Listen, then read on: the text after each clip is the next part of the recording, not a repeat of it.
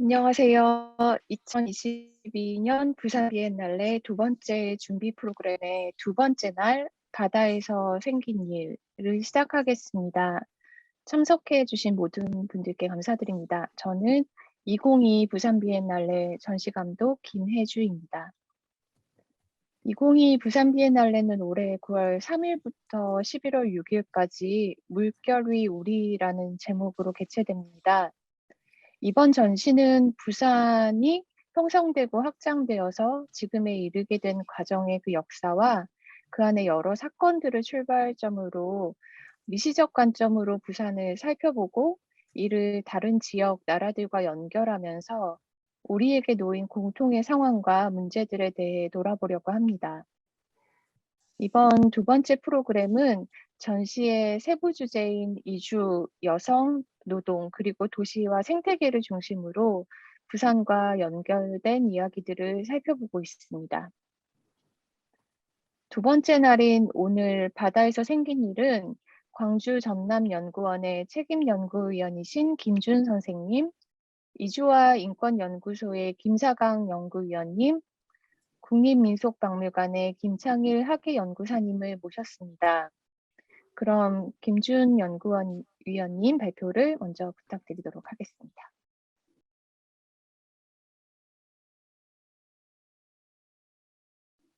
네, 반갑습니다. 김준입니다. 부산 비엔날레 귀하고 소중한 자리에 이렇게 발표할 수 있는 기회를 주셔서 고맙습니다. 소개할 때 제가 어촌에 사는 건 아니고요.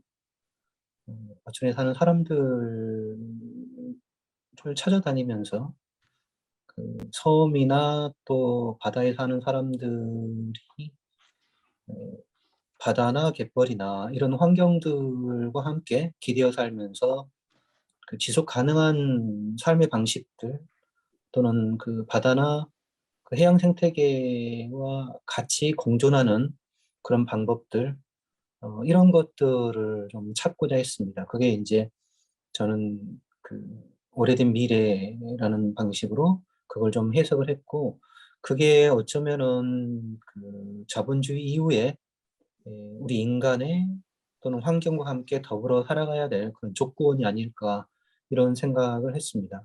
오늘 바다와 인간의 공존 함수라고 이렇게 붙였던 것도 한편으로 인간이 필요한 것만 찾다 보면 득하다 보면 이 바다풀이 사라질 수밖에 없고 또 그게 부메랑이 돼서 어, 뭐 기후변화는 말할 것도 없고 물고기의 서식처나 이런 것들이 훼손되면서 부메랑이 되어서 다시 인간의 삶에 또 가깝게는 우리 밥상에 그런 불행한 일들을 가져오지 않을까 이런 생각을 하면서 그 공존의 함수는 한편으로는 바다풀이 가지고 있는 것일 수도 있겠다 이런 생각을 했습니다. 그래서 거창하게 제목은 바다와 인간의 공존함수 바다풀이라고 이렇게 잡아봤습니다. 제가 관심 갖고 있는 부분이기도 하고 또 화두처럼 이렇게 가지고 있는 부분이기도 합니다. 그럼 화면을 좀 바꿔가지고 얘기를 하도록 하겠습니다. 세 가지 소주제로 이렇게 얘기를 하려고 합니다.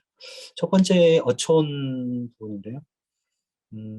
어촌은 농촌하고 조금 다른 속성들을 가지고 있습니다. 보통 우리가 농촌을 얘기를 할 때 마을을 얘기를 하죠. 마을 공동체 또는 마을 공유자원 이런 얘기들을 하는데 공유자원이라고 하는 입장에서 봤을 때 근데 어촌은 여기에 더해서 마을업이라고 하는 업 공유자원을 가지고 있습니다. 그래서 어촌을 이해를 할 때는 이 마을 공동체 또는 마을의 운영 시스템과 함께 바다라고 하는 어장의 운영 형태도 같이 이렇게 봐야 되죠. 때로는 이 어장의 운영, 이 마을업이라고 하는 것은 수산업법에 규정되어 있는데, 마을의, 이거는 허가업이기도 하고요. 어촌 개원이기도 하죠. 마을 공동의 성원들이 이 공동으로 이용하는 그런 바다 자원, 어장이죠. 구체적으로는 어촌계가 그걸 관리를 하고 있고 어촌계가 허가를 이렇게 받습니다. 때로는 이 마을업을 하는 그 공간이 이 마을 운영을 규정을 하기도 합니다. 그게 경제적인 그 기반이기도 하고 또 중요한 그런 그 삶의 방식을 결정하는 것이기 때문에 그것에 의해서 결정되는 부분들도 있습니다. 그래서 어촌을 얘기를 할 때는 꼭 그 바다라고 하는 것들 또는 바다 그 자원의 이용 방식 이런 것들을 살펴야 좀 이해를 할 수 있습니다. 그리고 이제 그 바다라고 하는 방금 마을업이라고 했던 것들이 구체적인 형태로는 서해안처럼 갯벌일 수도 있고 또 동해안처럼 갯바위일 수도 있고 그리고 제주도처럼 바다, 해녀들이 물질하는 그 바다일 수도 있습니다. 이런 게 전부 다 마을 어장이고 어업 형태로는 마을 어업이라고 이렇게 얘기를 합니다. 그래서 예를 들면 영도나 기장이나 이런 데에 물질을 하는 곳들 이런 것들도 마을 어장, 마을 어업이기도 하죠. 근데 이제 뭐 그 다리를 만들거나 광안리 대교처럼 또는 그 해운대처럼 그렇게 개발을 하거나 이렇게 하게 되면 거기에서 일했던 사람들이 어장을 잃게 되죠. 그러면서 그 사람들이 이제 뭐 용도로 모여온다거나 또 뭐 이런 방식들로 이제 이동을 하기도 하는데 어쨌든 그런 것들을 그 마을업 공간이라고 이렇게 얘기를 합니다. 그게 마을 공동체의 공간이기도 하고 또 그곳에서 이루어지는 것들이 이 그 대규모의 양식을 하는 그뭐 축산으로 또는 농업으로 얘기한다고 하면은 대규모의 광작의 농업들이나 축산으로 얘기하면은 그 공장형 축산 이런 것과 달리 이 소규모의 주민들이 이용하는 그런 어업 공간이다 이렇게 얘기할 수 있을 것 같습니다. 작년에 지정된 그런 그 한국의 갯벌 세계 자연유산도 역시 같은 속성들을 가지고 있습니다. 이제 그곳에서 이루어지는 것들을 대체적으로 맨손호흡이라고 얘기를 하죠. 아주 간단한 사진에서 보는 것처럼 도구를 이용해서 하는 어, 해녀들이 그 비창이나 또는 그 홈이나 갈고리나 작살이나 이런 걸 가지고 하는 것처럼 또 갯벌에서 삽이나 호미를 이용해서 어패류를 채취하는 것들 이런 것들도 전부 다 맨손호흡에 해당되는 것들입니다. 지금 사진은 해조류 사진이죠. 뭐 서해안 쪽 해조류 사진이고 미역이나 아니 김 양식이나 또는 매생이 양식이나 이런 걸 할 때 이런 곳에서 그 양식을 하게 됩니다. 꼬막, 가리맛, 백합 이런 것도 역시 마찬가지. 그리고 이런 공간들이 이제 아까 얘기한 마을 어촌의 그 자격을 가지고 있는 주민들이 나누어서 하거나 공동으로 이용해서 소득을 분배하는 이런 방식들로 이용을 하고 있죠. 그래서 이런 것들을 이용하는 방식이 이 새로 어촌에 들어오는 그 기후 귀촌하는 사람들의 에, 진입 장벽이다라고 하는 것이 요즘에 쟁점화되고 있습니다. 진입 장벽으로 볼 것이냐 아니면은 기존의 주민들이 오랫동안 그 바다라고 하는 또는 갯벌이라고 하는 갯바위라고 하는 것들을 이용하면서 만들어 온 문화로 볼 것이냐 이런 쟁점들이 있는 거죠. 뭐 둘 다 양쪽 다 또 그 필요성이나 또 그 논리들은 그 수긍이 가는 부분들이긴 하지만은 현재 법적으로는 이 부분을 그 해결하지는 못하고 있습니다. 앞으로 조금 더 지켜봐야 될 부분인 것 같습니다. 그 공간에서 이루어지는 것들이 이런 이제 그 전통 오구를 이용해서 하는 방식들이죠. 지금 여기 이용하는 것이 방금 얘기한 그 공간에서 이루어지는 도구들을 모아놓은 것들입니다. 어, 일부는 그 대장간이나 이런 데에서 만들기도 했지만 대부분 주민들이 또는 사용하는 그 어민들이 직접 그 만들어서 사용하는 것들입니다. 그래서 아까 얘기했던 그런 공간과 이런 도구와 또 그것을 지속하기 위한 그런 그 방식들 이런 것들이 이렇게 묶여져 가지고 최근에 그 국가 중요 오업유산이라고 하는 형태로 지정을 하고 있죠. 생활사를 좀 봐보겠습니다. 일단 해조류는 음, 우리가 육상에서 얘기하는 그런 식물과 조금 그 다른 그 생활사를 가지고 있습니다. 보통 우리가 식물이라고 하면 뿌리, 줄기, 잎 이렇게 얘기를 하잖아요. 근데 얘는 포자로 번식을 합니다. 그리고 뿌리로 영양분을 섭취를 하지 않아요. 물론 또 줄기에서 꽃과 거기서 이 수정을 해가지고 종자가 만들어지고 이런 방식들이 아니기 때문에 조금 다른 그 속성들을 가지고 있다. 그리고 이런 바다에서 이 해조류들이 모아져서 만들어진 그런 숲을 바다숲이라고 하고 해중림이라고 이렇게 얘기를 하죠. 물고기의 서식지기도 하고 탄소 제로나 기후 변화에 중요한 그런 역할들을 하는 것들이고 또 인간에게는 바다 식량 자원을 이렇게 제공을 해줍니다.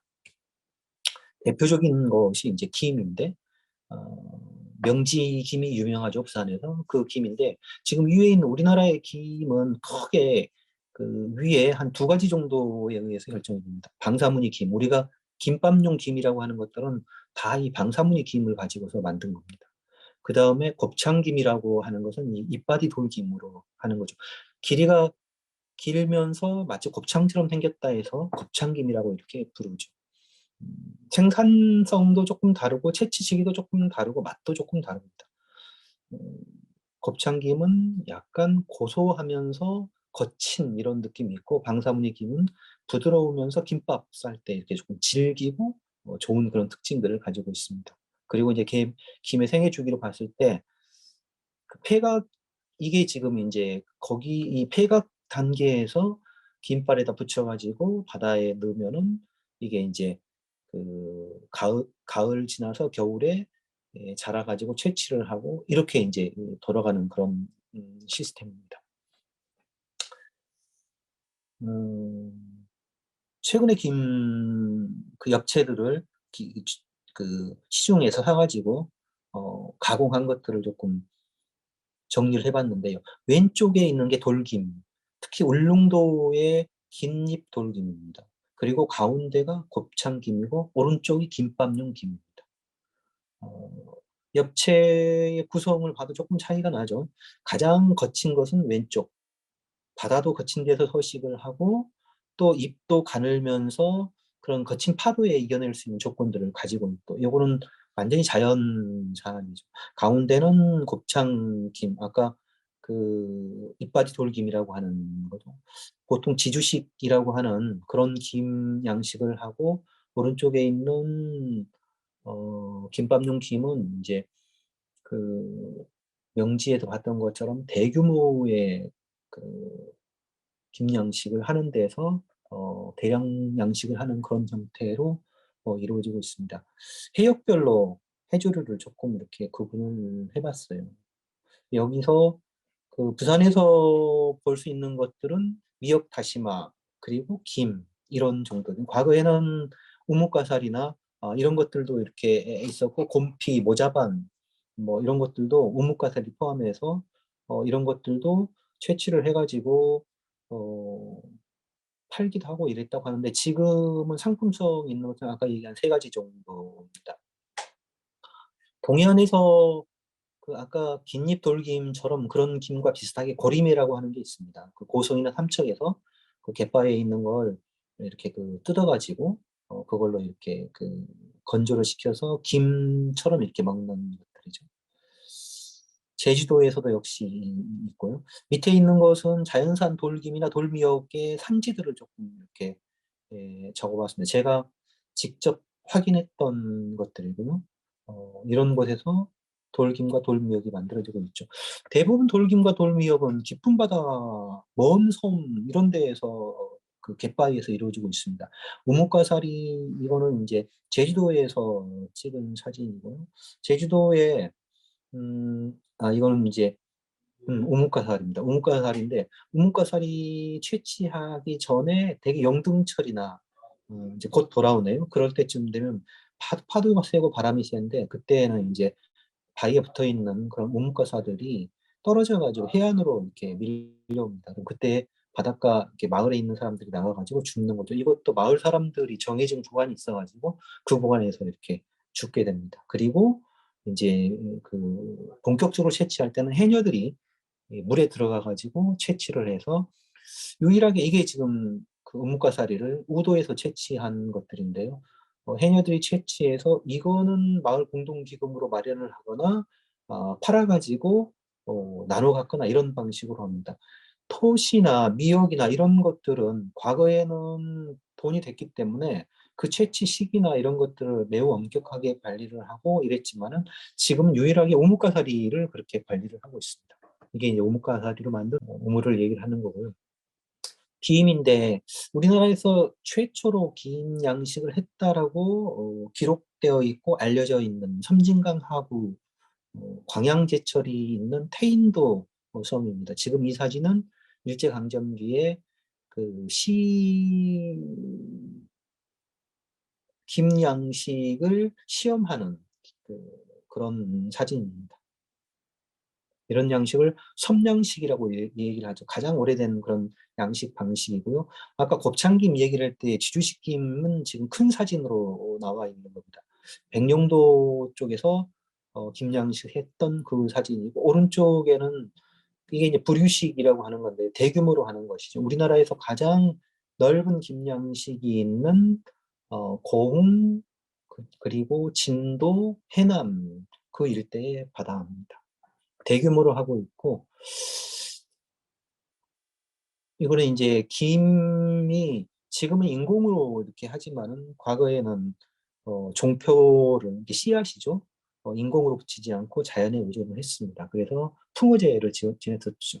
오른쪽 위는 작년에 고창에서 풍어제를 지냈던 것입니다. 여기는 지금도 지내고 있습니다.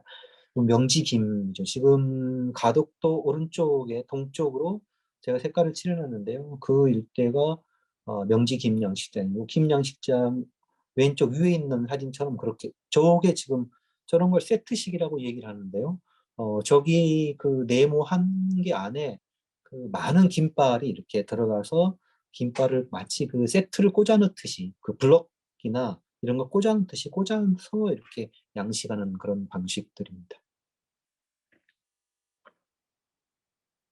이 돌미역이고요. 이거는 이제 국가 중요어업유산으로 지정되어 있는 왼쪽 위에 있는 돌미역 방식은 울릉도에 떼배를 타고 하는 돌미역 방식이고요. 아래에 있는 것은 통영의 트리미역이라고 해서 그 긴 장대로 바다 속에 있는 미역을 감아서 채취하는 방식이고, 오른쪽 위는 그 가거도에서 해녀가 물질을 해서 채취하는 그런 방식입니다. 역시 이제 아니, 미역 양식인데요. 이거는 지금 그 미역 바위에 붙어 있는 잡태들을 제거하는 것입니다. 간포에서 찍었던 왼쪽 사진인데요. 이거는 이제 그 해녀들이 가서 저기 그 잡초를 제거하기도 하고 잡태를, 그 다음에 육지는 저렇게 이제 긴 장대를 가지고 제거를 하기도 합니다. 오른쪽 위에는 그 조도에서 물이 빠졌을 때 드러난 갯바위에 물을 주는 것입니다. 미역이 말라버리는 것을 막기 위해서 물을 주는 그런 방식들이죠. 오른쪽에 있는 저 사진은 메감이라고 보릿고개 때 구룡포에서 찍은 사진입니다. 이 먹을 게 없을 때 미역을 채취해가지고 그걸 팔아서 보릿고개를 넘겼다 해서 메감이라고 하는 그런 이름이 붙었다라고 하는 그런 진명 유래가 있는 곳입니다. 미역이 아주 많이 나는 그런 바위라고 합니다. 기장 미역 다시마를 좀 전문했고, 폿도 있고요. 사회문화사 쪽.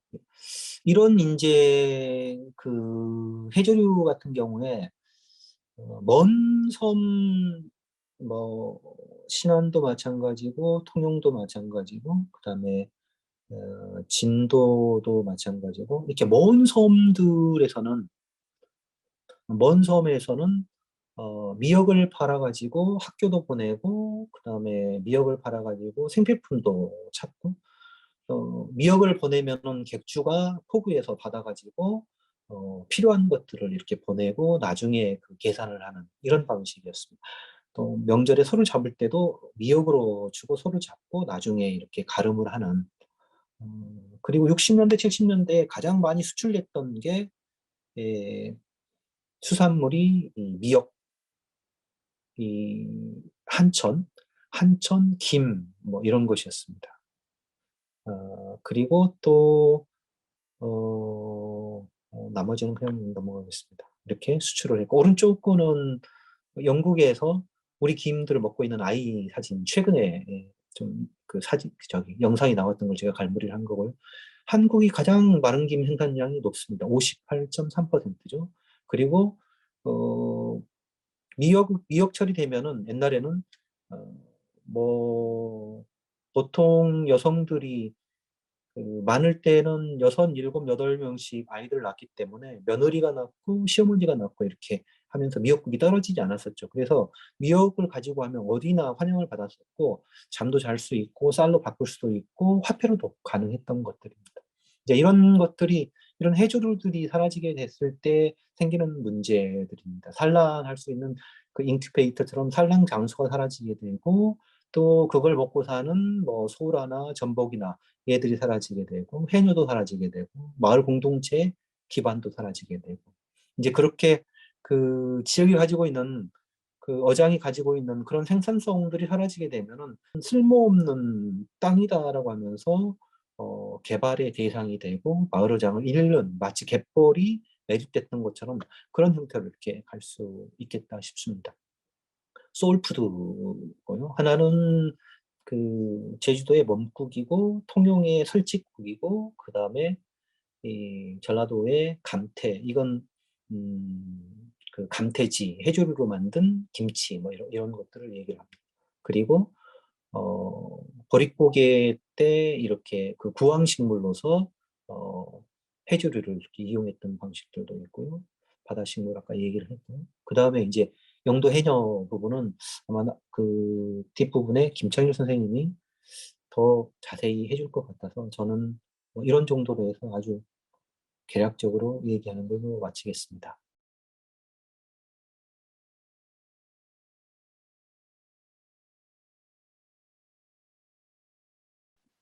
네, 안녕하세요. 이주인권연구소 김상황입니다. 화면을 같이 보면서 얘기 드릴게요. 저는 이제 부산에 있는 이주화 인권연구소에서 일을 하고 있고요. 제가 2011년에 이제 일을 하기 시작했는데 사실은 그 전에는 서울 경기 쪽에서 이주노동자 인권운동을 했었고요. 11년에 부산에 내려오면서 저도 처음으로 어업에 종사하는 이주노동자들이 있다라는 거를 알게 됐어요. 사실 뭐 서울 경기에서는 어업에서 일하는 사람들은 뭐 이주 노동자 아니라 한국인 노동자들도 만날 수가 없었고요. 그런데 이야기는 많이 들었는데 막 되게 상황이 심각하고 어렵다라는 얘기는 많이 들었는데 선원들을 만나는 거는 쉽지가 않았습니다. 왜냐하면 이분들이 대부분의 시간을 바다 위에서 보내기 때문입니다. 그래서 그 선원들을 만나기 위해서 선원 이주 노동자들을 만나기 위해서는 저희가 찾아가는 수밖에 없었고 배가 들어오는 그 때를 맞춰서 저희가 이제 남항으로 찾아를 갔어요. 그래서 이제 오늘은 제가 그 남항에서 만난 선원 이주 노동자들의 이야기를 좀 들려드릴까 합니다. 여기가 부산의 남항입니다. 이쪽에 이제 자갈치 시장이 조그맣게 보이는데요. 이 자갈치 시장은 다들 아시지만 그 자갈치 시장 뒤편에 그 수산물을 가득 실은 그 배들이 들어오는 남항이 있다는 거는 모르는 분들이 많은 것 같아요. 그 남항에 이제 부산에서 나가는 어선들은 일단 무조건 전부 다 그 어창에 물고기가 가득 차면 남항으로 들어오게 돼 있고요.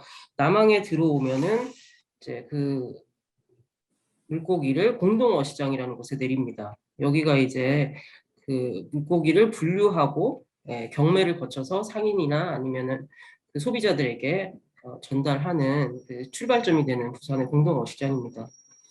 공동어시장에는 이제 저녁이 되면 주로 어선들이 들어오기 시작하고요.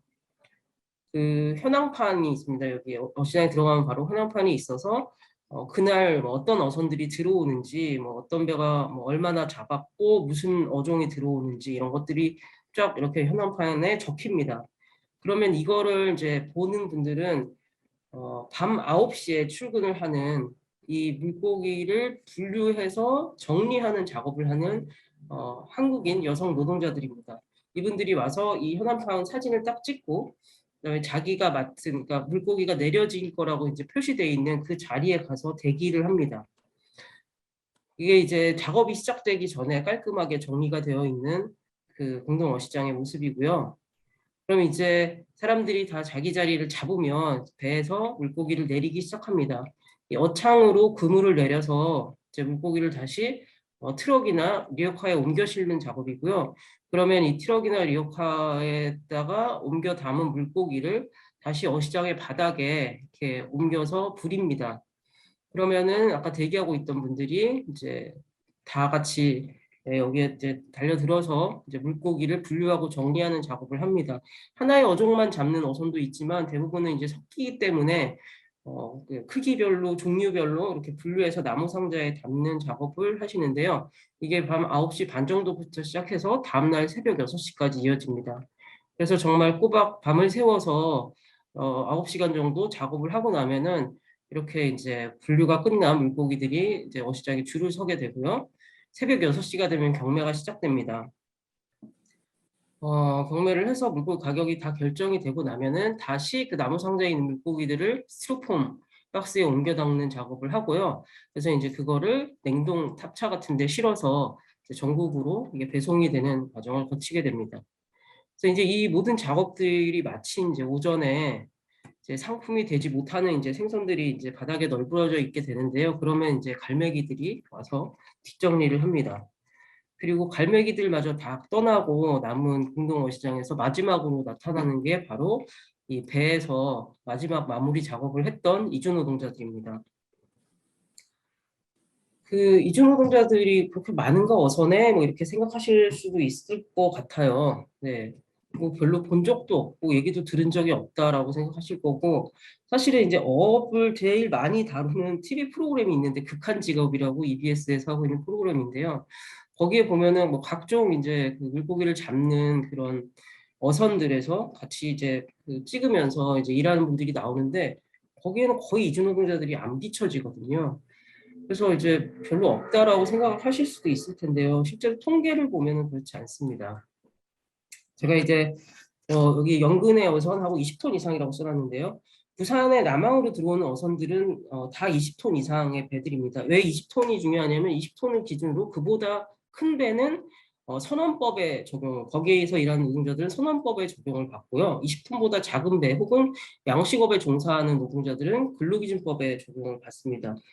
어쨌든 부산에서는 20톤 이상의 어업이 절대 다수를 차지를 하고요.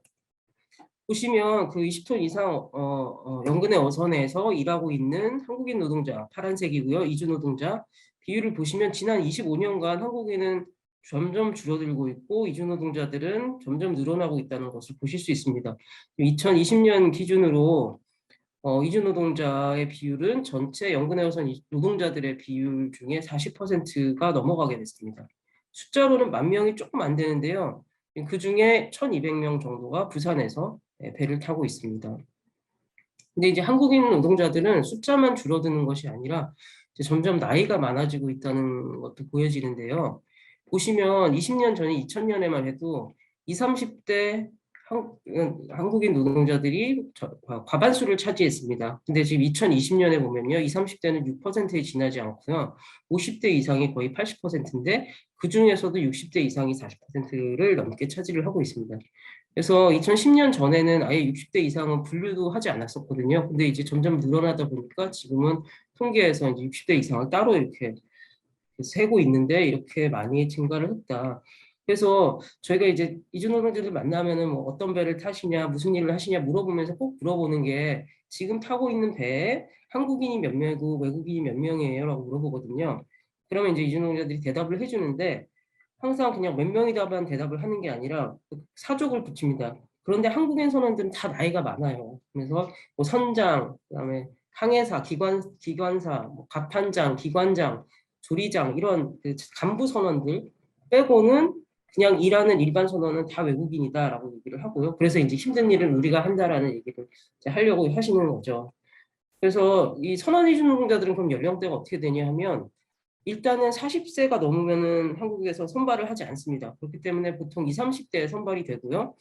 그다음에 한국에서 일할 수 있는 기간을 최장 9년 8개월을 주기 때문에 일부 이제 뭐 40대인 분들도 있지만 40대 이상으로 그러니까 50대 이렇게 인 분들은 이제 한국에서 일을 할 수가 없어요. 그래서 이제 지금 이 줄어든 20, 30대 인력의 대부분을 이제 이주 노동자들이 대체하고 있다라고 보시면 되고요.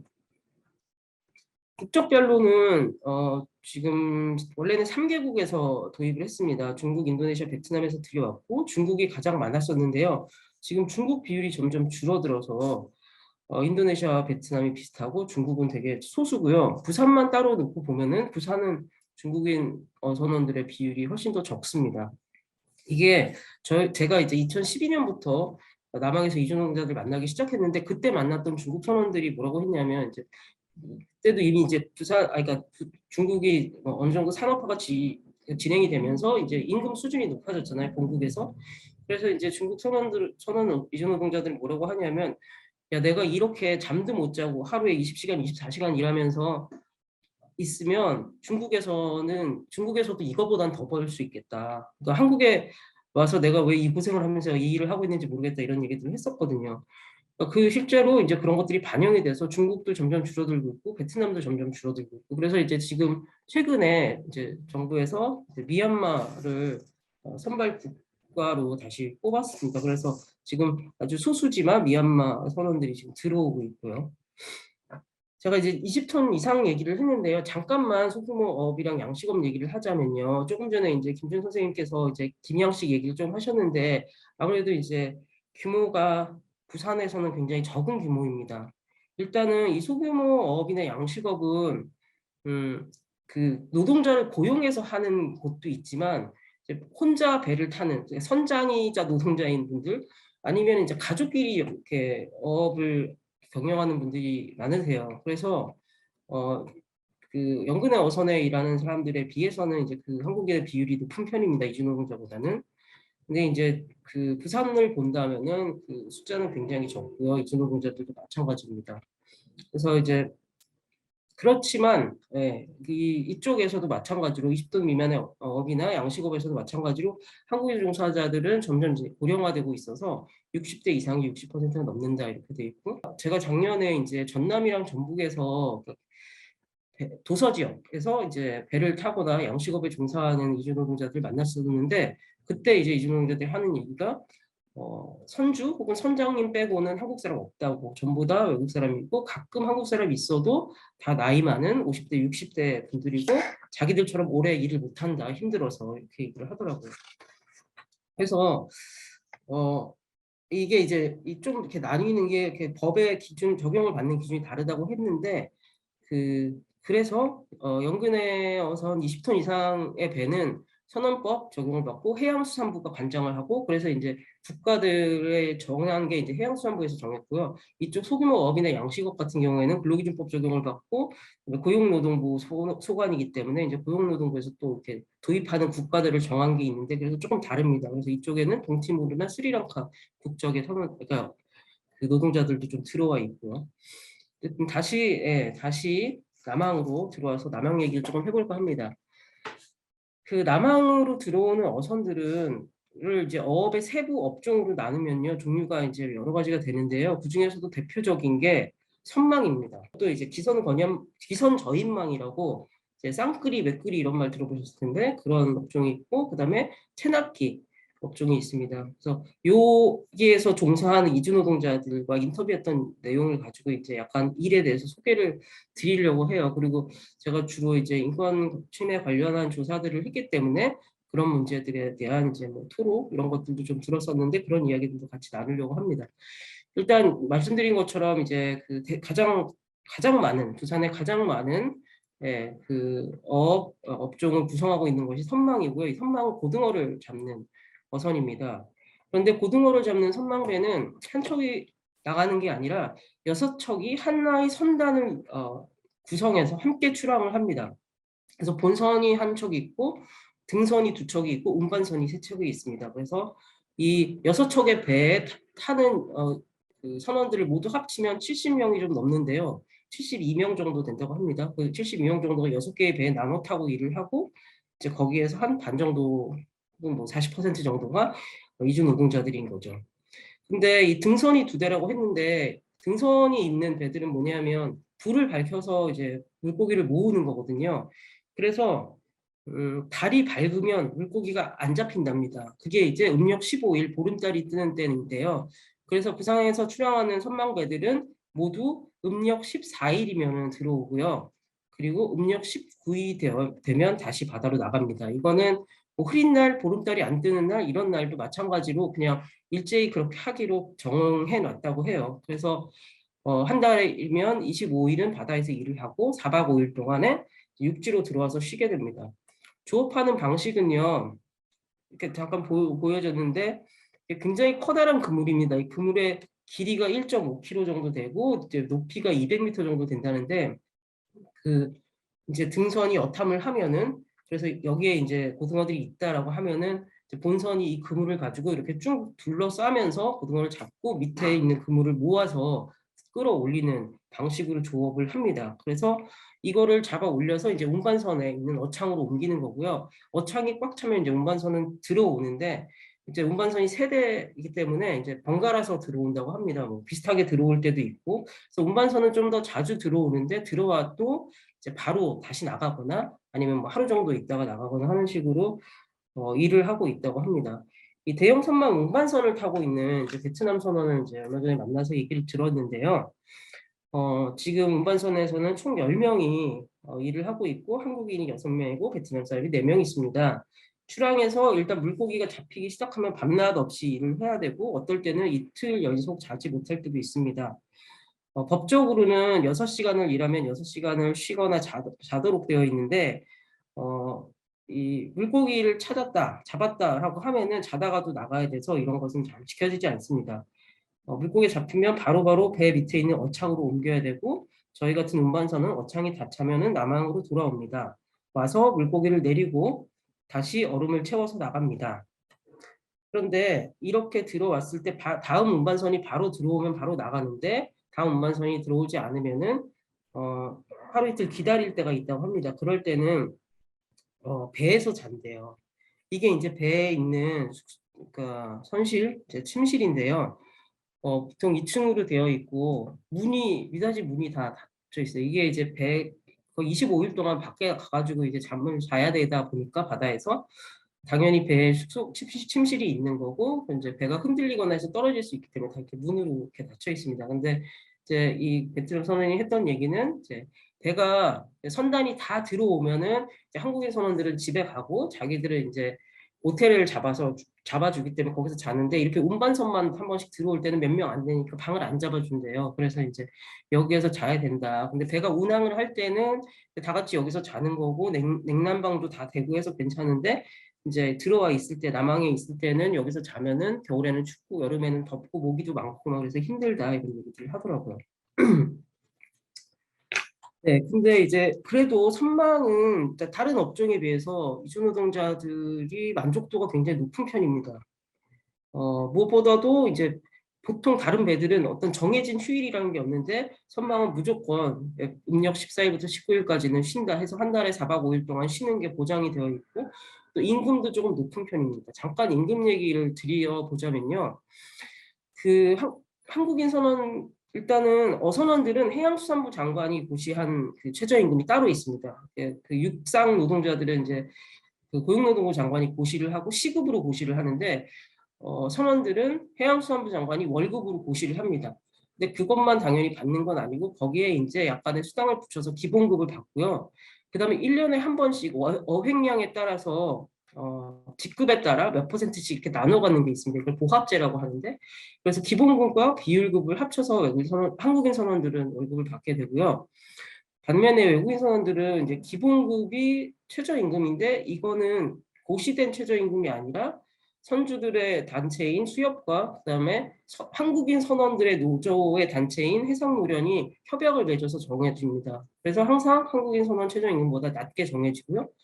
기타 보너스는 배에 따라서 주는 것도 있고 안 주는 것도 있고 그다음에 보합제에서 배제되기 때문에 비율급이 없습니다. 그래서 2020년에 임금을 비교해 보자면 한국인 선원은 고시된 최저임금이 220만 원 정도였지만 실제로 받는 월 평균 임금은 400만 원이 넘거든요. 근데 외국인 선원 같은 경우에는 이제 단체 협약으로 정해진 최저임금이 170만 원 정도고 이거는 당시에 육상 노동자가 주 40시간을 일했을 때 받을 수 있는 최저임금보다도 더 낮은 금액이었습니다. 그래서 당연히 이제 선원들이 불만이 많은데 이제 아까 말씀드린 대로 그러니까 선망에서 그러니까 고등어잡이를 하는 배에서 이제 이주노동자들이 좀 더 선호하는 이유는 선망대가 이 보합제 이주노동자를 포함해서 약간의 0.00 몇 퍼센트의 이익을 나눠준다고 합니다. 그래서 이제 항상 저희가 전국을 다니면서 선원들을 만나면은 부산에 가고 싶다, 부산에서 고등어배 타고 싶다 이런 얘기들을 굉장히 많이 했었어요.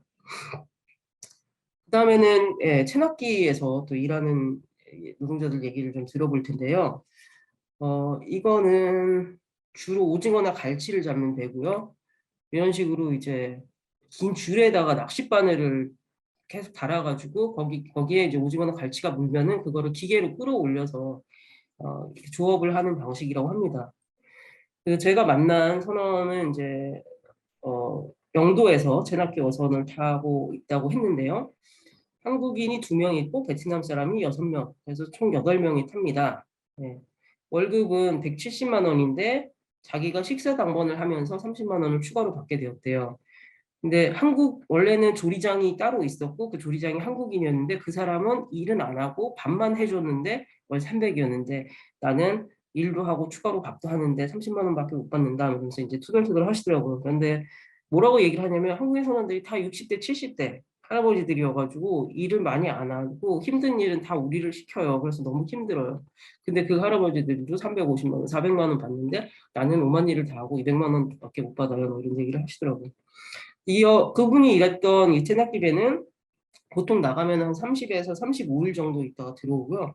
이 체납기도 불을 밝혀서 하거든요. 오징어를 주로 잡다 보니까. 그래서 불을 밝히는데 여기는 뭐 보름이라고 딱히 쉬고 이런 게 이제 정해져 있는 건 아니고 뭐 보름이고 달이 굉장히 밝은 날이면 일을 안 하지만 그렇지 않으면 계속 일을 한다고 해요. 그래서 정해진 일하는 시간은 밤에 잡아야 되기 때문에 불 켜고 밤에 잡아야 되기 때문에 저녁 6시부터 아침 8시라고 말을 하고는 있는데 8시에 일이 끝나면 아침밥 먹고 9시부터 잔다고 들어가 있는데도 계속 이제 낚시를 내린다는 거죠. 그래서 잡혔다고 하면은 가서 다시 줄을 당겨 올려야 되고 그거 이제 어창에 넣어야 되고 다시 또 줄을 내리고 자다가 또 잡혔다고 하면 다시 또 올려가지고 넣어야 되고 이거를 이제 다시 일이 정식으로 시작하는 저녁 6시 전까지도 몇 번을 반복하기 때문에 사실은 제대로 잠을 못 잔다라고 얘기를 하더라고요. 그래서 여기에서도 이제 일하는 분들이 이제 뭐 길면은 한 달 이상씩 나가기 때문에 이제 들어오면은 잠깐 이제 하루 이틀 쉬고 나가는데요. 이거는 남항에 있는 남항 어선원 복지회관이라는 곳입니다. 여기에 이제 뭐 이주노동자 상담하는 곳도 있기는 있고 관에서 하는 거긴 하지만 그리고 이제 여기 위에는 숙소가 돼 있어요. 그래서 이제 보통은 육지로 들어오면은 이제 여기서 자라고 하거나 이제 모텔을 잡아주는데 들어올 때 식대를 따로 챙겨준대요. 한 끼에 6,000원씩. 그래서 들어오는 날 18,000원을 주면은 하루 있다가 가는구나. 36,000원을 주면은 이틀 있다가 가는구나라는 걸 알지 뭐 며칠 쉰다 이런 얘기를 따로 해주는 건 아니다라고 하더라고요. 근데 이제 복지회관은 이제 싸서 자리가 많이 없기 때문에 이제 그렇지 않을 때는 모텔을 잡아서 이제 모텔에서 또 자기도 하고. 근데 이제 이분이 했던 얘기는 이거는 사실 선원 이주 노동자들한테 굉장히 많이 듣는 얘기 중에 하나인데 한국인 선원들이 참 욕을 많이 한대요. 뭐 예상하실 수 있겠지만, 근데 이제 이 사람들은 이제 그런 본국에서도 배를 탄 경험이 있고도 하지만 거기서는 그렇게 사람들이 욕을 하지는 않는다는 거예요. 근데 한국인 선원들은 일단 자기들보다 나이도 많고 직급도 높고 하다 보니까 이 사람 저 사람이 동시에 다른 일을 막 시키고 이 사람이 시킨 일을 하면 저 사람이 시킨 일을 안 한다고 욕을 하고 저 사람이 일을 시키면 또 이 사람이 시킨 일을 안 한다고 욕을 하고 뭐 이제 그래서 이제 하루 종일 욕을 먹고 있는데 조금 전에 이 체납기 배를 타는 베트남 선원은 뭐라고 했냐면 한국인 선원들은 언제나 욕을 한다. 많이 먹어도 욕을 하고 적게 먹어도 욕을 하고 빨리 먹어도 욕을 하고 천천히 먹어도 욕을 한다. 일을 많이 해도 욕을 하고 일을 적게 해도 욕을 한다. 우리가 일을 많이 하면 한국인 선원들이 일을 같이 많이 해야 되니까 그때는 선원들이 욕을 하고 우리가 일을 적게 하면은 선장들이 욕을 한다. 이렇게 얘기를 하더라고요. 그래서 이제 사실은 뭐 임금차별 문제나 이제 포건, 사실 심지어는 폭행 문제 이런 것들은 선원들이 굉장히 거의 일상적으로 경험하는 그런 일들이고 항상 그런 얘기들을 저희한테 해줍니다.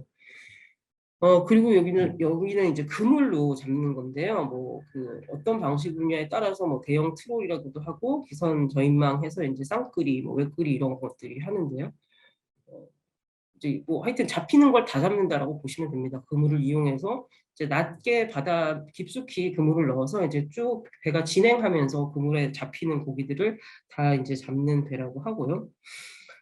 그 쌍크립에 탄 이제 중국인 선원이 한 분 계셨는데 이분은 이제 거의 중국인 선원은 없어졌다고 했잖아요. 이제 다 이제 새로 들어오는 분들은 없고 이제 지금 오래 전부터 일을 해서 지금 이제 45 정도 되신 분인데 그분이 이제 했던 얘기가 이제 쌍크리를 탄다. 그리고 쌍크리는 두 척이 같이 나간다. 주선이 있고 조선이 있고 그리고 선장을 포함해서 15명씩 타는데 한 번 그물을 올리면은 5시간이 걸린대요. 그러니까 그물을 가서 이제 어떤 먼 바다에 딱 가서 거기서 이제 그물을 내리고 이제 움직이다 보면은 5시간이 가면은 그물이 다 차고 그럼 이제 그걸 올려서 한쪽 배에서 그거를 물고기를 꺼내서 옆창에 담는 작업을 하는 동안 5시간이 걸리고 그 간 5시간 동안 또 다시 저쪽 배에서 또 그걸 하고 이런 식으로 해서 거의 쉬지 않고 계속 이쪽 배 저쪽 배에서 이제 일을 하게 된다고 하더라고요. 그래서 정말 밥 먹을 시간도 없이 일을 할 때도 많고 네, 뭐 일이 다 끝나야 밥을 먹을 수 있기 때문에 배고프면 막 빵 같은 걸 먹으면서 일을 한다.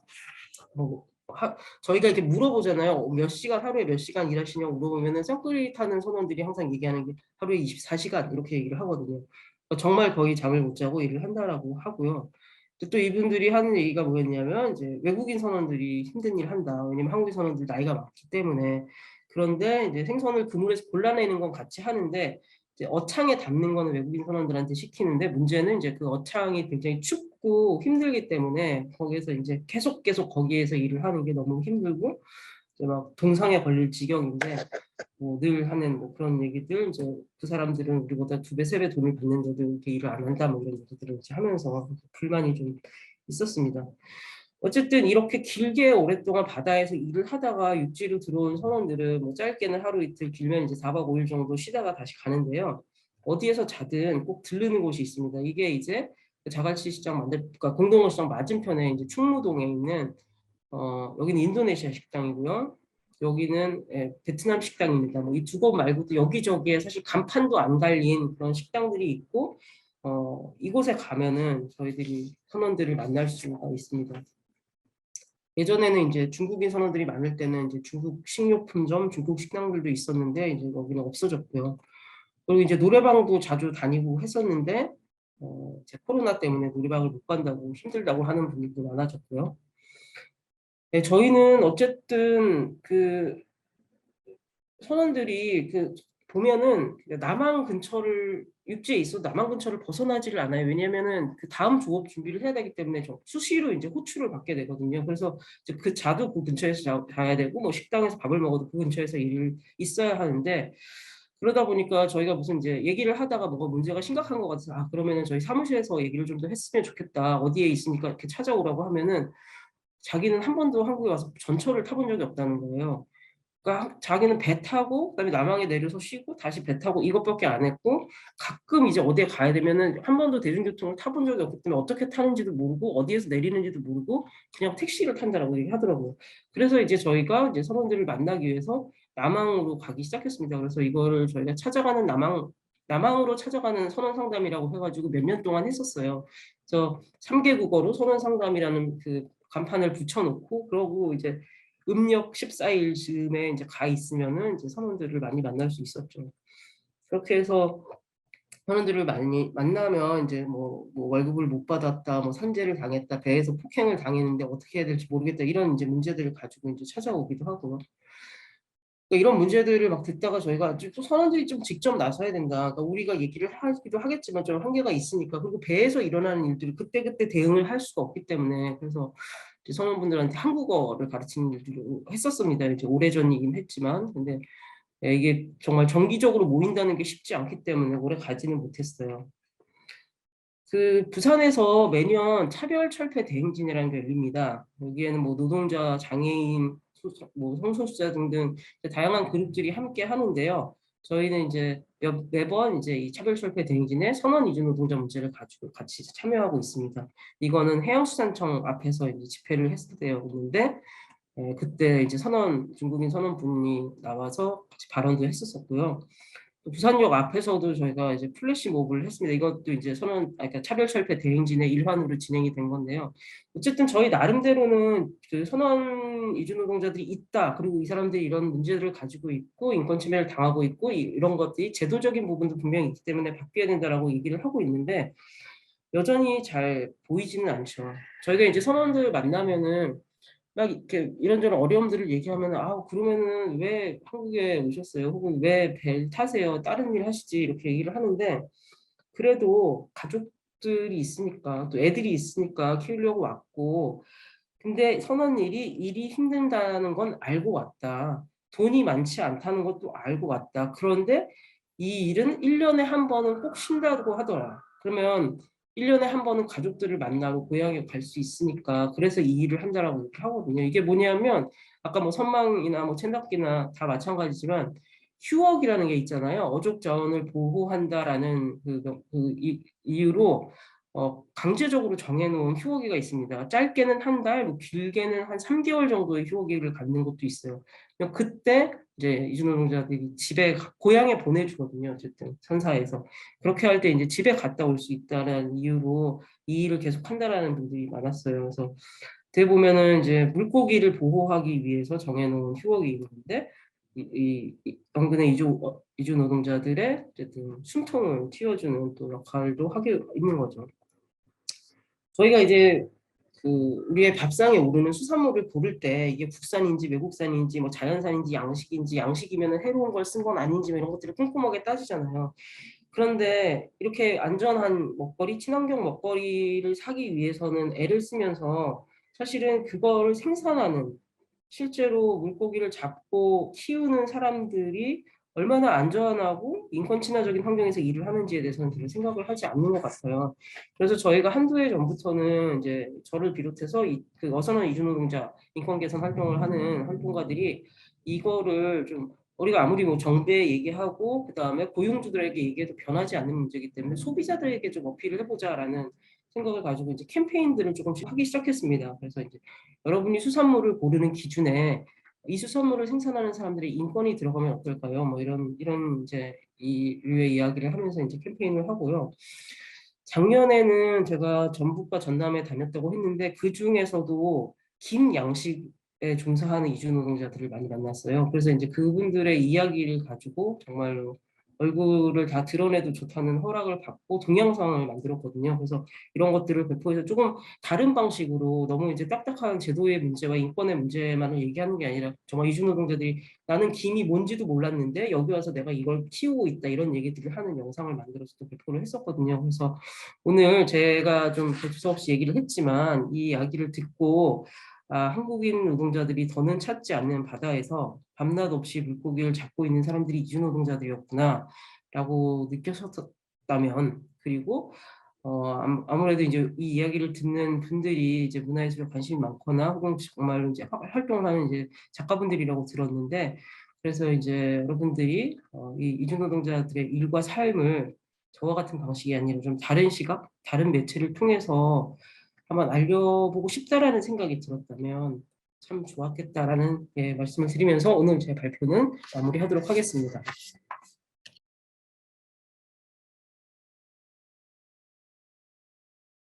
안녕하세요. 반갑습니다. 국립민속박물관 김창일입니다. 네. 가덕도에 대해서 좀 이번 시간에 말씀드릴 텐데, 가덕도는 가덕 수로가 굉장히 중요합니다. 가덕 수로를 통해서 회유성 어류인 대구, 숭어, 전어 등 이런 많은 어종들이 가덕 수로를 통해서 오가고 있고요. 그리고 가덕도 하면은 군사 요충지이자 그 외 지금 현재 부산의 미래를 짊어지고 있는 섬이라고 다들 이해를 하시면 될 것 같아요.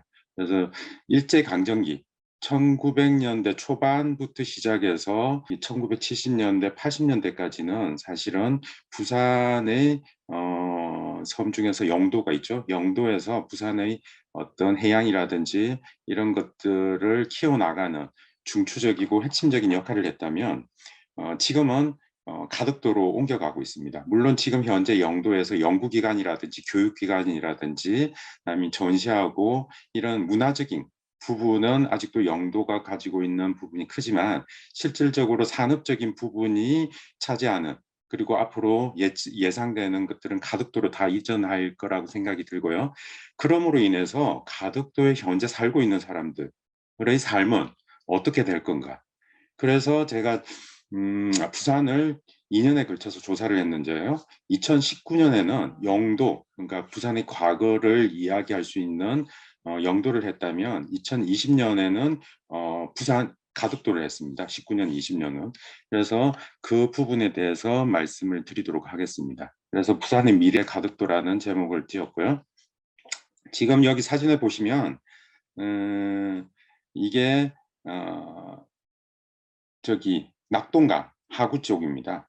가덕수로는 낙동강 하구와 밀접하게 연결이 돼 있기 때문에 굉장히 풍부한 어종들이 살고 있습니다. 근데 그 이전에 이야기 드릴 게, 사실은 가덕도가 역사적으로 조명을 받은 건 군사 요충지 때문입니다.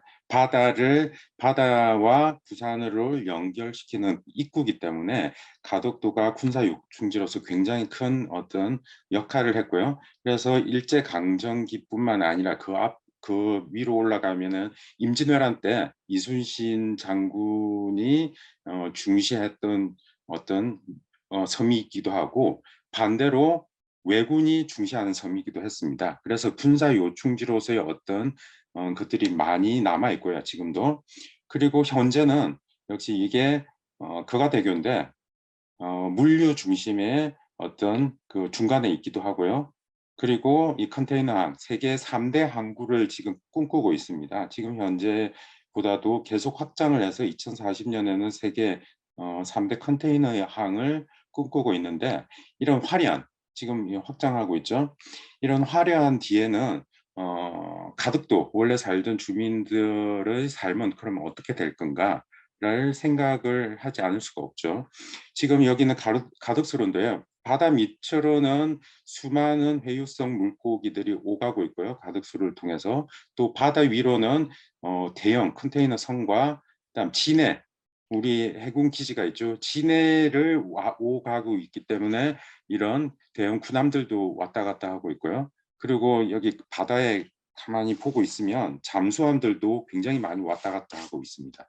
그래서 이 바다를 통해서 물고기뿐만 아니라 대형 상선들, 그다음 군함, 잠수함들이 수없이 오가는 굉장히 중요한 바다가 가덕도 바다라는 것들을 말씀을 드릴 수가 있었어요. 그래서 이거는 아까도 처음에 이야기 드렸듯이 낙동강 하구의 사구에서 또 많은 물고기들이 와서 산란을 한 이후에 다시 고향으로 올라가는 그런 어떤 중심적인 역할을 하고 있는 게 가덕수로라고 할 수가 있습니다. 그래서 오늘 말씀드릴 게 크게 4가지인데요. 가덕도에는 다양한 어떤 생업 형태가 있지만 오늘은 바다기 때문에 가장 중요한 거, 숭어잡이, 그다음에 해녀, 그다음 굴종패 양식, 대구, 고랑치, 전어, 이 정도만 가지고 간단하게 좀 빨리빨리 넘어가면서 대체적인 모습들을 좀 보여드리는 시간을 가지도록 할게요.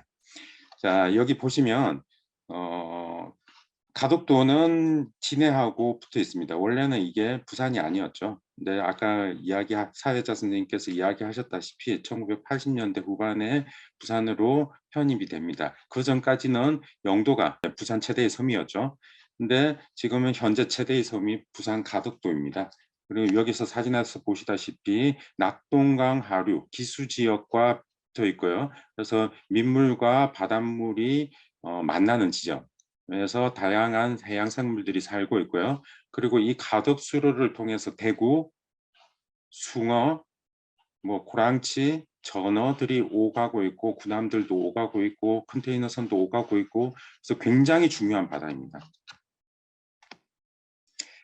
그 전에 부산의 바다의 그 특징을 먼저 말씀을 드릴게요. 부산은 동해의 특성과 남해의 특성을 동시에 가지고 있습니다. 그래서 각각의 기관들, 정부 기관들에서 해양조사원에서는 부산을 동해와 남해의 어떤 기점으로 삼고 있고요. 그다음에 해양수산부에서는 울산을 삼고 있습니다. 아주 울산은 아래쪽이기 때문에 부산과 접하고 있는 부분이 동해와 남해의 기점으로 잡고 있고요. 그리고 부산광역시와 울산광역시의 해안 경계 지점을 기상청에서 잡고 있고, 제가 소속되어 있는 문화체육관광부에서는 5, 6도를 잡고 있습니다. 그래서 제가 말씀드리고 싶은 거는 부산의 바다는 동해의 바다와 마지막 지점이고 남해 바다의 시작 지점이기 때문에 남해 바다의 특성을 가지고 있으며 동해 바다의 특성을 가지고 있기 때문에 굉장히 다양한 물고기들이 살고 있는 곳이다라고 이해를 하시면 됩니다. 그래서 이건 가덕도고요. 아래쪽은 달맞이고개 해월정입니다. 그래서 동해안에 지금 사라졌지만 실질적으로 동해안을 대표하는 물고기였던 명태, 물론 지금은 사라졌지만 명태가 있었다면 서해안을 대표하는 조기가 있죠. 지금은 또 뭐 아주 순위권 밖으로 밀려날 정도로 굉장히 많이 잡히지 않고 있는 물고기입니다. 그렇다면 남해안을 대표하는, 특히 부산을 대표하는 물고기는 뭐냐면 고등어예요. 원래 고등어는 영도 남한 쪽으로 많이 들어왔어요. 공동어시장 전까지는. 그리고 통영 자부포라는 자부란계라는 마을, 그래서 고등어를 굉장히 집중적인 어떤 집산지였는데 이 고등어가 계속 남하를 합니다. 그래서 지금 현재 제주도 남쪽 바다 그리고 동중국해까지 가서 잡아오는데, 부산의 시어가 된 이유가 아까 앞에서도 말씀을 하셨는데 부산 공동어시장이 이 고등어의 집산지예요. 그래서 대형 선망어선이 부산 공동어시장으로 집하를 해서 전국으로 나갑니다. 그래서 우리나라 고등어를 잡는 70에서 80%가 대형 선망으로 잡는다고 보시면 되는데, 그래서 부산에서 다 나가기 때문에 부산의 시어가 됐고요. 사실은 고갈비라는 용어도 부산에서 나왔어요. 지금 현재는 2집밖에 없지만 고갈비 골목에 원래는 12집, 13집이 동시에 이렇게 영업을 할 때 고갈비라는 용어가 나와서 전국으로 퍼지게 된 겁니다. 이게 대형 선망 어선이 나가는데 장관입니다. 아까 이야기하셨다시피 월명기라고 해서 달이 밝을 때는 들어왔다가 이제 발이 어두울 때를 맞춰서 동시에 나갑니다. 100여 척이. 그래서 굉장히 장관을 연출하고 있고요. 그런데 지금 제가 동해안, 남해안, 부산의 대표적인 물고기를 이야기했는데 가덕도는 또 다릅니다. 가덕도는 물고기의 길목이라고 말씀드렸다시피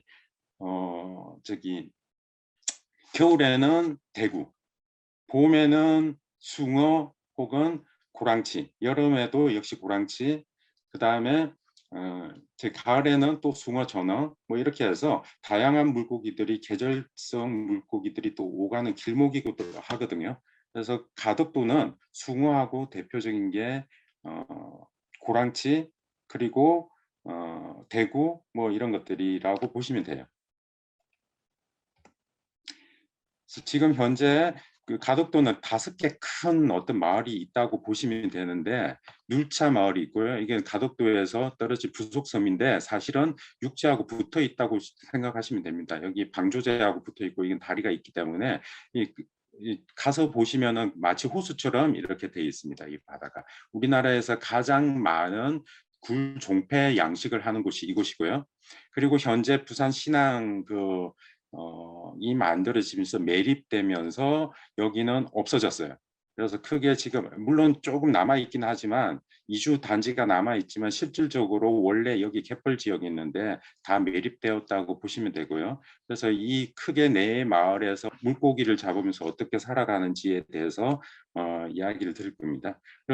대표적인 게 숭어인데 가덕도에서 잡히는 숭어는 다릅니다. 그래서 제가 강의할 때 숭어에 대해서 굉장히 많이 하는데 숭어를 맛있다고 하는 사람, 맛이 없다고 하는 사람이 있는데 굉장히 복잡합니다. 가숭어하고 그냥 숭어가 있는데 이걸 구분을 해서 보셔야지 맛있는 철에 맛있는 숭어를 먹을 수가 있어요.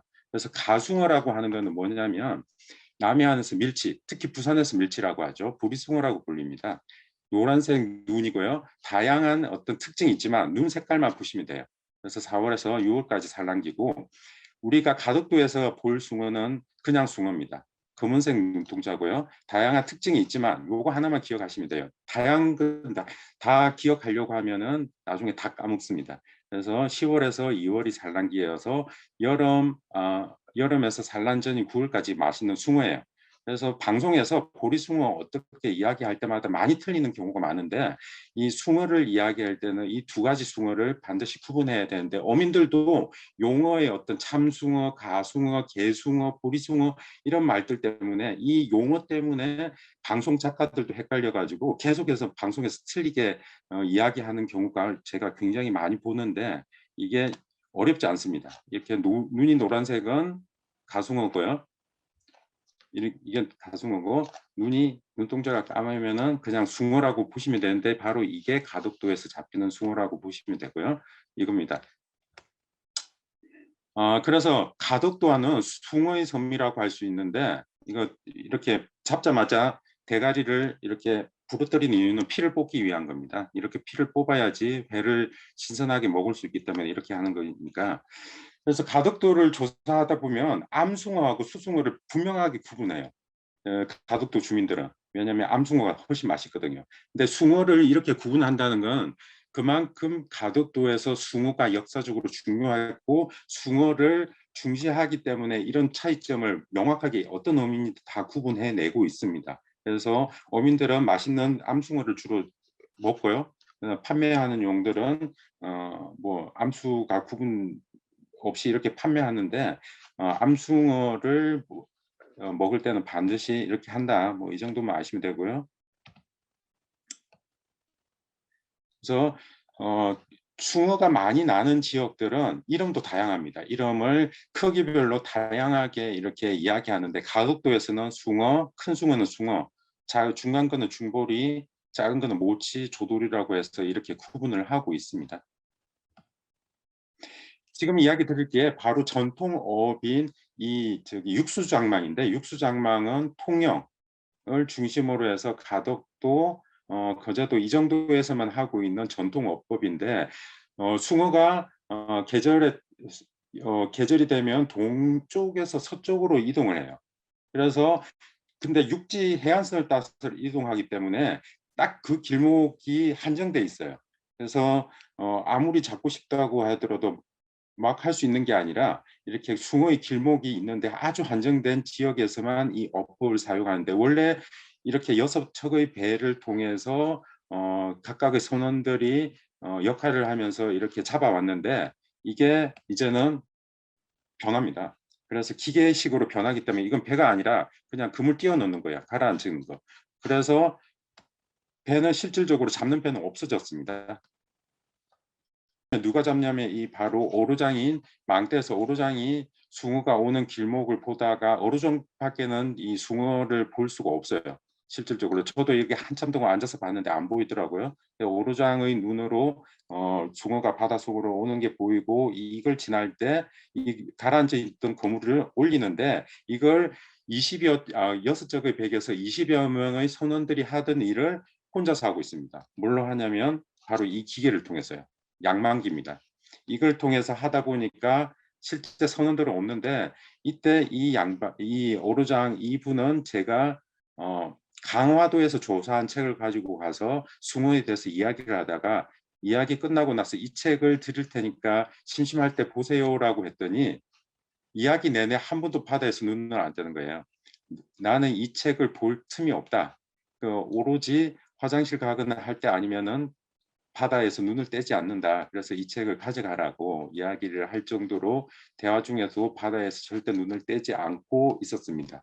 그래서 인사하고 나가는데 갑자기 또 숭어가 잡혀가지고 운 좋게 숭어 잡는 모습들도 다 보게 됐는데 이건 또 배를 타고 나가는데 이거는 잡는 게 아니라 잡힌 숭어들을 5, 6명의 선원들이 소식이 들리면 이렇게 끌어올리는 겁니다.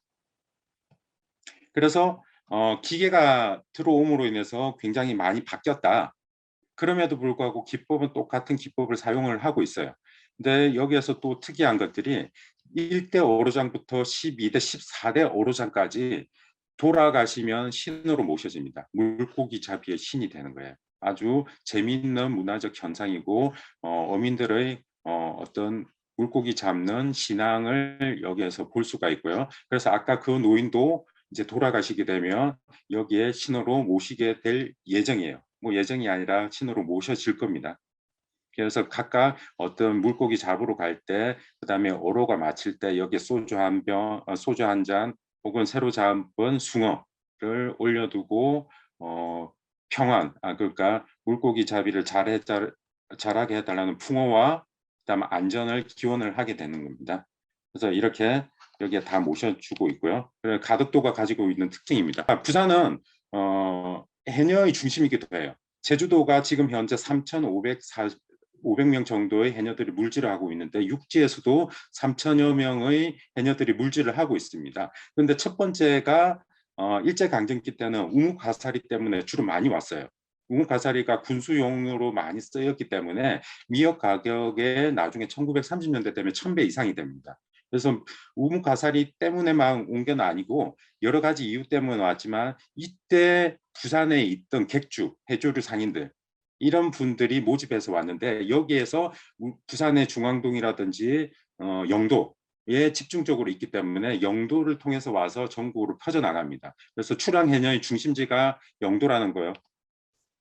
그래서 이렇게 일제강점기 때 이렇게 많이 왔다는 것들 말씀드리고요. 그래서 이렇게 해외로도 많이 갔지만 육지 해녀의 중심은 제주도에서 부산 영도와 중앙동으로 왔다가 전국 바다로 퍼지게 됐다는 것들을 말씀드릴 수 있고요.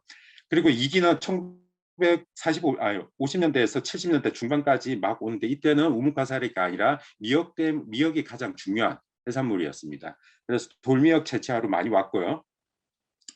뭐 이런 근데 1970년대 중반 되면은 이제 이분들이 출항하는 게 아니라 이미 육지 바닷가에 정착을 하는 사람들이 많아져요. 그래서 지금 현재의 육지 해녀의 어떤 큰 중심축은 이때 왔던 사람들입니다.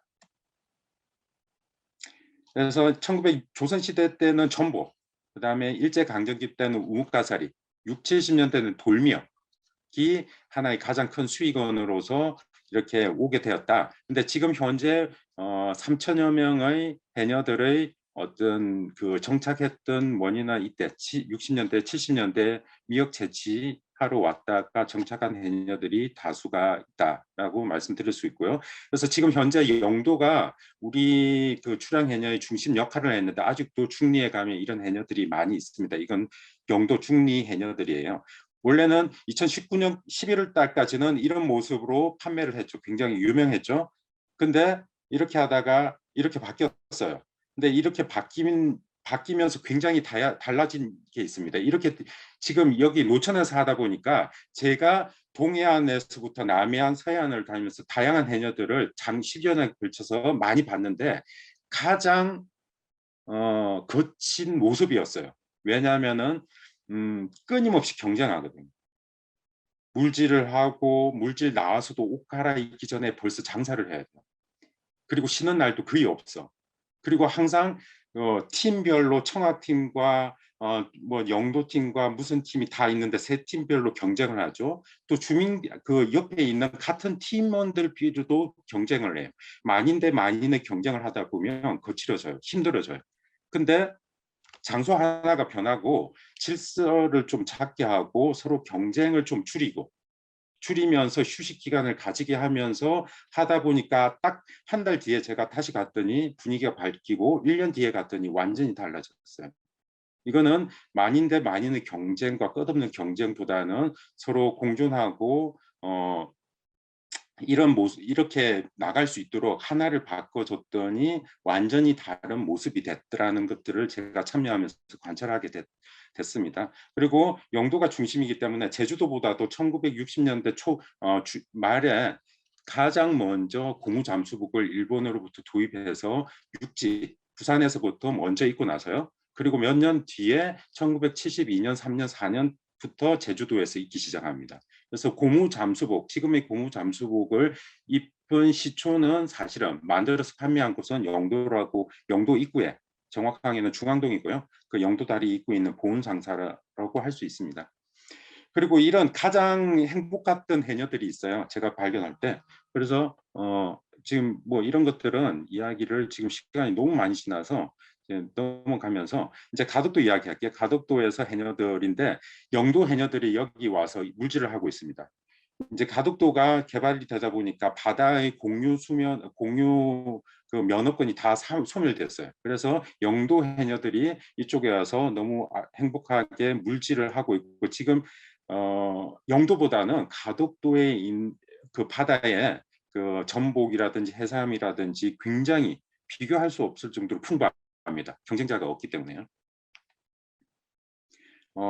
겨울에 미역도 채취하고, 그리고 제주도에서 해먹던 찐빵도 먹으면서 너무나 행복하게 생활하고 있는데, 아까 송도 해녀와 이 가덕도를 오는 원정 물질로 오는 해녀들이 제가 본 해녀들 중에 가장 행복한 생활을 하고 있습니다. 제가 며칠 동안 같이 이렇게 숙소도 같이 가고 같이 동행하면서 생활했는데 웃음이 끊이지 않는 거는 서로 배려하고 공동으로 물질을 하면서 경쟁하는 것들 다 없애버렸어요. 물론 이건 소규모 집단이니까 가능할 수 있는 어떤 꿈 같은 어떤 작업 양식입니다. 여기에 대해서는 제가 앞으로 논문을 쓸 생각이라서 강의할 때는 좀 이 해녀 중심으로 하면은 제가 이걸 길게 이야기하는데 지금은 할 수가 없을 것 같고요. 그다음 굴 양식인데 1923년부터 우리나라 최초의 굴 양식을 실험했던 곳이 바로 이곳입니다. 가덕도. 근데 지금은 굴 양식은 다 통영으로 나갔고요. 굴 종패 양식을 하고 있습니다. 그러니까 어린 종패를 양식을 해서 어느 정도 키우면 통영에서 가져가서 성패를 만드는 거죠. 여기에 역시 이런 작업은 대부분이 외국인 노동자들이 하고 있고요. 새벽부터 나와서 저녁 늦게까지 하는데 자기 마음대로 작업 시간을 조정할 수 있습니다. 여기는. 그래서 돈을 많이 벌고 싶으면 새벽 3시, 4시에 나와서 하기도 하고요. 한국인 근로자들은 좀 늦게 나오고 외국인들은 돈을 더 많이 벌기 위해서 자율적으로 늦게까지 일찍 나와서 늦게 나갑니다. 그래서 돈도 외국인 선원들이 더 많이 벌고 있어요. 실질적으로. 그래서 이런 과정을 통해서 가덕도가 굉장히 중요한 우리나라 굴 양식에서 중요한 곳이라는 것들을 말씀드리고요.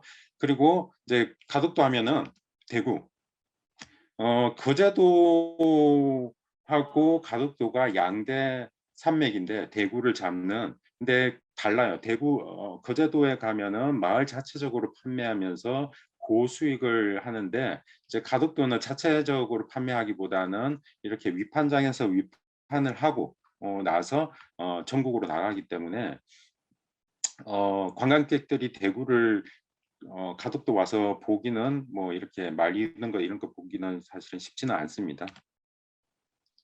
그래서 가덕도에서 잡는 어구 양식이라든지 이런 것들에 대해서만 가지고도 굉장히 이야기거리가 많은데 뭐 이 정도 있다는 것만 보시면 되고요. 그래서 지금 이제 겨울에 대구를 드시려면 대항으로 가시면 뭐 이런 대구탕이라든지 이 정도는 볼 수가 있고요. 이게 고랑치라고 하는 가덕도와 명지에서만 중심이 물고기입니다. 비슷한 물고기가 동해안에도 있지만 종류는 다른 거고요. 실질적으로 고랑치는 굉장히 싼 물고기였고 원래는 버렸습니다. 버렸는데 이게 귀하고 원래 귀하면서 이게 관광객들에게 알려지고, 그리고 이게 판매처가 생김으로 인해서 굉장히 고급 어종이 됐고요. 이 시기가 되면은 명지와 가덕도를 가서 일부러 이 꼬랑치 회 때문에 오는 부산 시민들이 굉장히 많습니다. 그 정도로 귀한 물고기다. 이게 잡히는 게 가덕도 중심, 가덕수로 중심에서 잡히고 있고, 이것들을 가지고 보면은 어민들이 이 잡을 때 똑같은 선박을 가지고 그물과 어법을 달리해서 먹고 살아요. 그래서 고랑치가 잡힐 때는 자망으로 잡고, 그다음에 전어가 잡힐 때는 또 전어 방식으로 잡고, 대구가 잡힐 때는 대구 호망으로 하고, 이렇게 어법을 바꿔가면서 계절별로 먹고 살고 있다고 보시면 됩니다. 고랑치 미역국 굉장히 유명하고요. 그리고 전어인데 서해안에서 잡히는 전어하고 달리 떡전어라고 합니다. 뼈가 좀 굵고요. 그다음 색깔이 좀 더 파랗고 진합니다. 서해안에서 잡히는 것보다. 그래서 서해안에서 잡히는 전어는 사실은 뼈가 연하기 때문에 새꽃이라는 회로 먹으면 좋고, 여기 전어는 뼈가 억세기 때문에 구이용, 기름기가 많고 하기 때문에 구이용으로 먹으면 굉장히 좋습니다. 가덕도는 지금 이 이야기를 드린 이유가 가덕도가 가지고 있는 지금 변화, 신공항이 만들어질 가능성도 있고 그 앞에는 명지 녹사, 그다음 가덕대교, 거가대교, 가덕 그 신안, 부산 신안 이런 것들이 가덕도를 중심으로 해서 지금 부산의 모든 어떤 물류와 산업이 가덕도 중심으로 이제 돌아가고 있는데 그러다 보면은 이런 이제 우리가 완전히 다른 섬으로 변모할 수밖에 없고요. 그래서 지금 가덕도의 주인공, 원래 주인공이었던 이 원주민들은 이렇게 뒤로 물러날 수밖에 없는 상황입니다. 지금 현재. 그래서 이 가덕도 사람들이 어떻게 바다에 의지해서 살아가고 있고 그래서 이것들을 지금 현재 기록하지 않으면 마지막 기회다라고 생각을 해서 제가 민속박물관에 이 굉장히 중요하기 때문에 지금 기록하지 않으면 안 된다라는 중요성을 강조를 해서 조사를 하고 그래서 7권의 책을 내게 되는 겁니다. 여하튼 가덕도는 굉장히 중요한 기로에 서 있다. 그래서 가덕도는 부산의 미래고 밝고 전망을 늘 이야기하고 그대 담론을 이야기했지만 지금 가덕도에서 일어나는 일을 변화 이것들을 생생한 이렇게 기록하지 않으면 훗날 가덕도의 흔적을 찾아서 헤맬 수밖에 없다. 그래서 가덕도의 현재, 지금 가덕도의 주인이었던 사람들을 기록하고 어쩔 수 없이 새로운 패러다임과 물결 속에서 묻혀가지만 이 사람들의 삶도 있었다는 것들을 우리가 이야기해 줘야 되지 않느냐. 그래서 이 두 다리를 가지고 이 사람들의 흔적과 이야기를 찾아서 끊임없이 가고 있습니다.